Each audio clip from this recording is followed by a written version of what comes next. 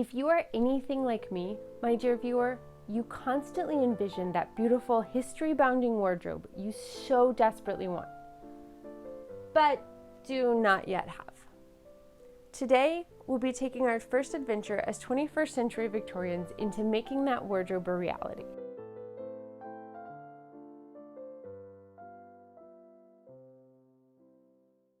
There are numerous ways to begin creating your own wardrobe, but for our purposes, a capsule wardrobe seemed like the most manageable and approachable place to start. In modern parlance, a capsule wardrobe is fast fashion for a way to buy more clothes in the name of minimalism. Many articles on fast fashion advise that you cull your wardrobe to the most basic of pieces, all of which are interchangeable, and then buy new pieces each year to stay on trend. Some even go so far as to suggest that you buy new pieces each season or maintain capsule wardrobes for each season, so that your wardrobe is always on trend with the current quarter's fashions. However, that's not how it started. In the 1970s, the capsule wardrobe was created as a way to be a modular wardrobe of interchangeable pieces, all of which matched every other piece in the wardrobe. In this way, you could have a seemingly endless combination of outfits with a minimal number of pieces of clothing in your wardrobe. Since we are on the hook for making all of the garments we want to have, the capsule wardrobe made the most sense. For our purposes, I have decided we will make 14 total pieces of clothing. While this is large, it should not become so big as to be unmanageable, and it will still give us myriad combinations to make outfits with. I should note here that while many capsule wardrobe articles include shoes, I won't be. I'm sure we will do a video in the future about finding history-bounding shoes, but for now that's not the most pressing matter. With that, let us begin part 1 of our history-bounding adventure, from selecting your garments to prepping your fabric. Today we will go over how to identify the garments you want to sew, what fabrics to make and what patterns to use, and how to prepare your fabric to sew with it. In our next video, we'll go over starting to cut and assemble the skirt that you see here. For myself, to even identify where to begin, I took classes on designing your wardrobe from noted vintage style icon, Dandy Wellington. If you are looking to create your own style, I cannot recommend his classes highly enough. Much of what I learned about what I like and what I wanted to make came from these classes. After spending a lot of time looking at inspiration pieces, I started trying to identify what it was that I actually liked about the garments and pictures I was seeing. Now, when I find an outfit or look that I love, I try to figure out what is it about that piece that actually appeals to me. Why do I love it? Do I like the colors? Is it the silhouette? Is there a beautiful lace trim? Once I started looking critically at these pieces, I started to identify common threads. Pun most definitely intended. For example, I learned that I am hopelessly drawn towards Edwardian blouses, especially those with lace accents and white work embroidery. I also adore mid-calf length skirts, assuming they don't make the truly unforgivable sins of omitting pocket. As I realized what it was I loved about these pieces, I started to look for ways to incorporate them into my wardrobe. This meant looking for patterns and tutorials, or finding similar garments and trying to figure out how they were made. This is an ongoing endeavor and shall probably continue for as long as I am making my own wardrobe, or more likely for as long as I need clothes. Once I had developed a clear idea of the look I was going for, I started doing fashion drawings for the clothes I want to make. Again, I'm not going to do an in-depth tutorial on fashion drawing. There are far better resources already out there, but I will give you some pointers and a bit of advice. An aside here about fashion drawings. First, it does not matter that you cannot draw. It also does not matter that your specialty is stick figures. This is what a croquis is for. These are outlines of human figures that you can draw clothes on. Second, unless your body is 9 heads long, do not use the standard 9 heads croquis. Use a croquis that looks like your body. But Francis, you exclaim, what is a 9-head croquis? A 9-head croquis, my dear viewers, is a figure drawing where the length of the body is 9 times the length of the head. This makes for a very long, narrow, and distorted figure. Fashion artists use them for drama and to show detail, but unless you have the proportions of a literal Barbie doll, you are not drawing a garment the way it will look on your body. You are drawing a garment the way it will look on a mutant stick figure with a giant head. If you are a mutant stick figure with a giant head, then get down with your bad self. For the rest of us simple humans with human proportioned bodies, go to Etsy and pay a couple of dollars for a downloadable version of a human figure that resembles your body. I'll include the link to the one I have below. Or, if you draw you. But remember, whatever your body looks like, it deserves to have awesome clothes, and it deserves to have drawings of clothes on it. So make sure that the clothes you're drawing and the clothes you're making fit the body you have. You deserve that. Once you have picked your croquis, start drawing the clothes you like. You have a couple of options for how to do this. I like to draw in Procreate on my iPad, or even with the more traditional paper and art supplies. But the world is your mollusk. I have even seen some people who use clothing design software and online resources to create their concept art. You really can get started with some printer paper and the pencil you found in the back of the junk drawer.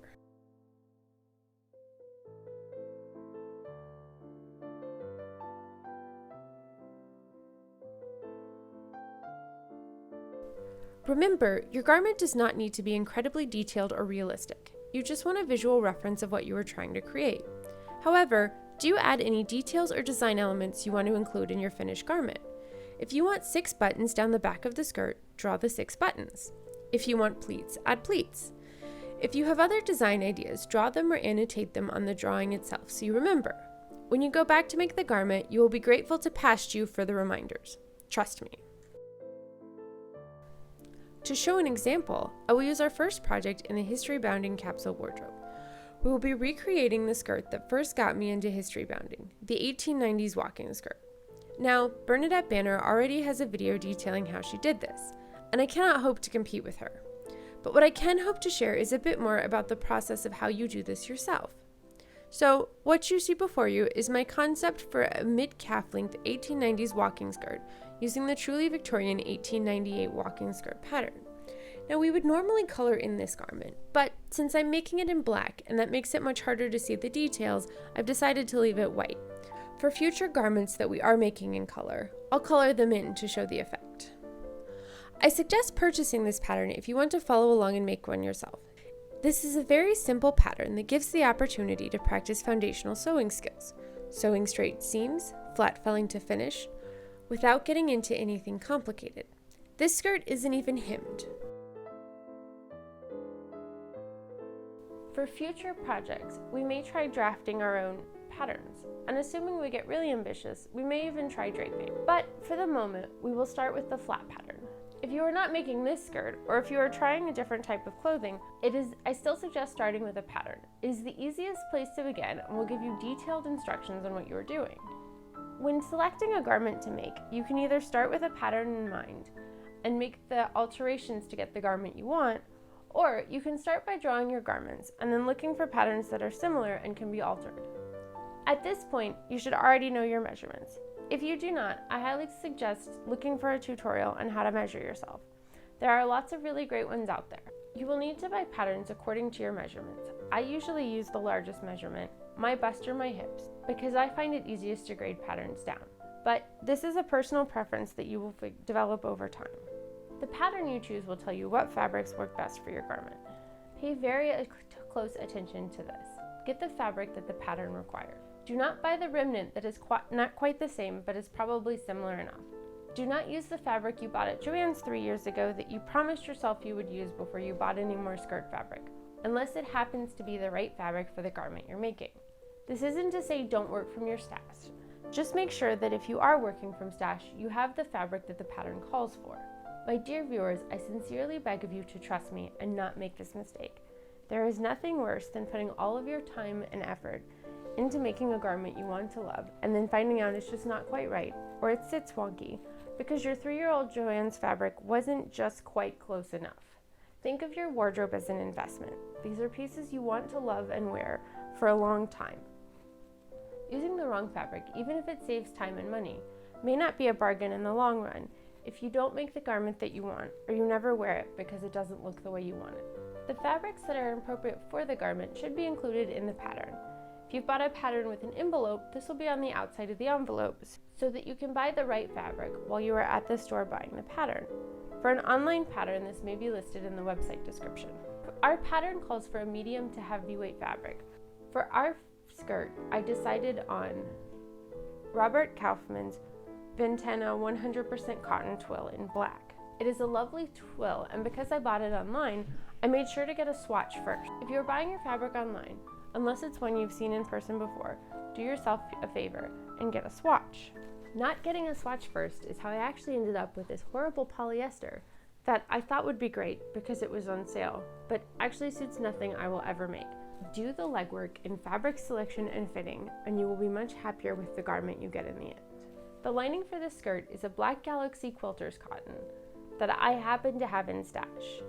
It was the right fabric, even if it's maybe not historically accurate, but I thought it would be kind of fun, so I decided to use it. For the stiffener panels in this skirt, I used the same fabrics, the Galaxy cotton lining and then 10 and 12 for the panels. Because I didn't want this to be a heavy skirt, I decided to err on the lighter side of the fabrics for the stiffener options. Also, when you buy your fabric, take note of the care instructions. If you are buying fabric in the shop, these instructions should be on the bolt-in. Pause for a minute and take that tiny computer out of your pocket that you mostly use for cat videos to take a picture of the bolt-in. This way you'll have the care instructions. I like to write these on a sheet of paper and pin them to the fabric, or put them in my costume Bible with a swatch of the fabric so that I know care for the later garment. I also want to pause here for a moment and plug your local fabric shop. Buying online is great, but often when you go to your local fabric store, what you get is a knowledgeable associate who also sews and is more than willing to help you out. I happen to live a couple hours from Lancaster, Pennsylvania, which gives me some great options for fabric buying. If you don't, online or a big box store is fine. But just keep in mind that if you do have one of these, you've got a fantastic resource and you should check it out. Once you get your fabric home or your squishy mail is delivered to your door, stop what you are doing and wash your fabric. Your fabric will shrink. You want it to be pre-shrunk before you spend a ton of time sizing a garment to fit you. Otherwise, it will shrink in its first washing, and what you may end up with is doll clothes. Again, think of this as an investment in your future wardrobe. The pattern will also tell you the notions you need. This includes thread, usually something that matches the fabric, and any fastenings, closure, and buttons. For this skirt, we also need a hook and eye. Your notions will also include any interfacing, trim, buttons, or anything else you need to make the finished product. I suggest purchasing these when you purchase your fabric. There's nothing worse than getting to the point where you're ready to move on and realizing that your zipper hasn't come in yet. Save yourself the heartache and buy it all together if you can. Once you have washed your fabric, take the time to press it. Fabric is generally pressed while folded in half, wrong sides together. Match the selvages and iron out the wrinkles. If you cannot start your garment immediately, fold your fabric neatly and put it away where it won't get messed up. While these steps may seem unnecessary or over the top, it is best to think of your history bounding wardrobe as a labor of love. Invest the time and preparation now so that you will have it to love for a long time to come. With that, I will end my missive for today and give you time to select, wash, and prepare your fabrics.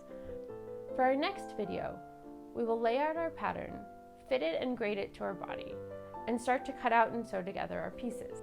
That being said, I want to know, what are you making for your history bounding wardrobe? Are you going to try this skirt? Do you have a different one in mind? I'd love to know what you're going to make and if you have any questions about what we talked about today. And I remain, as ever, your humble servant, the 21st century Victorian, Frances Worthington.